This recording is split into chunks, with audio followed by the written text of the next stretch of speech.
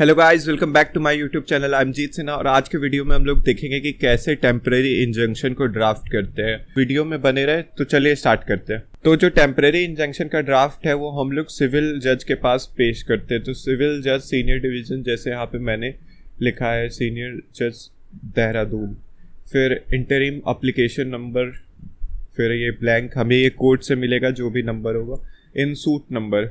हमेशा जो interim application होता है वो किसी भी सूट का एक इंटरिम पार्ट होता है, वो प्रिलिमिनरी स्टेज होता है। जो प्रिलिमिनरी डिसीजन दिया जाता है उस सूट में 3 कंडीशन में टेम्परेरी इंजंक्शन ग्रांट की जाती है किसी भी सूट में। तो सबसे पहला होता है कि प्राइमा फेसाई केस अगर बन रहा हो, दूसरा है कि बैलेंस ऑफ कन्वीनियंस दोनों पार्टी की देखी जाएगी, थर्ड पॉइंट है कि अगर इरिपेरेबल डैमेज हो एप्लीकेंट को।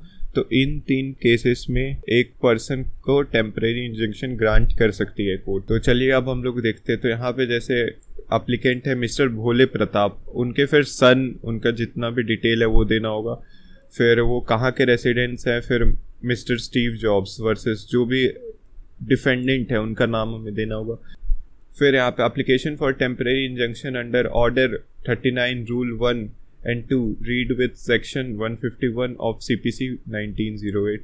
तो ऐसे एप्लीकेशन फिर हम लोग मोस्ट रिस्पेक्टफुली सोवेट्स लिखेंगे, फिर हम अपना फैक्ट्स लिखना स्टार्ट करेंगे।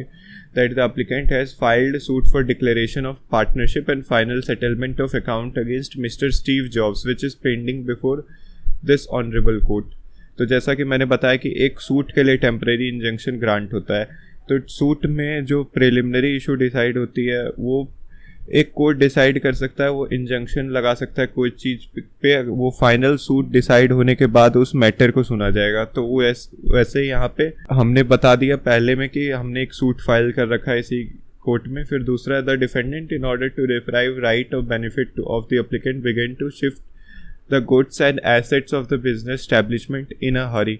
जो डिफेंडेंट है अब वो बिजनेस तुरंत से बंद करना चाह रहा है, वो हरी से सब कुछ सामान लेके भाग जाएगा अगर यहाँ पे टेम्परेरी इंजंक्शन नहीं लगता है। तो इसके लिए हम लोग थर्ड पॉइंट अब लिखते हैं कि हमारा एक प्राइमा फेसाई केस बन रहा है of the applicant as the matter was pending before the court and there is threat to the partnership property. यहाँ पे जो हमारे प्रॉपर्टी को हार्म का थ्रेट है, तो यहाँ पे इसलिए हमारा प्राइमा फेसाई केस बन रहा है। That there will be irreparable damage to the applicant if temporary injunction is not granted as the property will be misused by defendant. It will be impossible to determine the correct value afterward.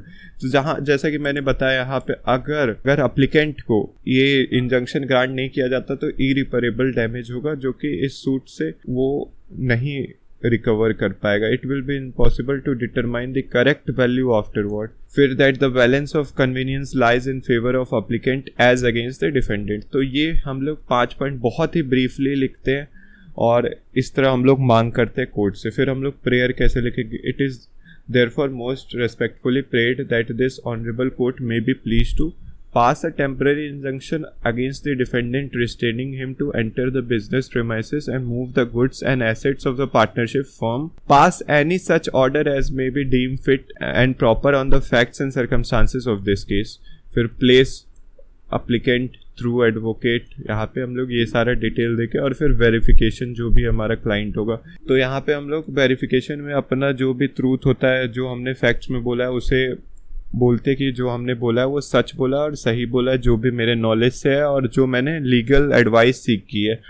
फिर verified on this day applicant. बस ये था temporary injunction का draft. तो thank you for watching this video.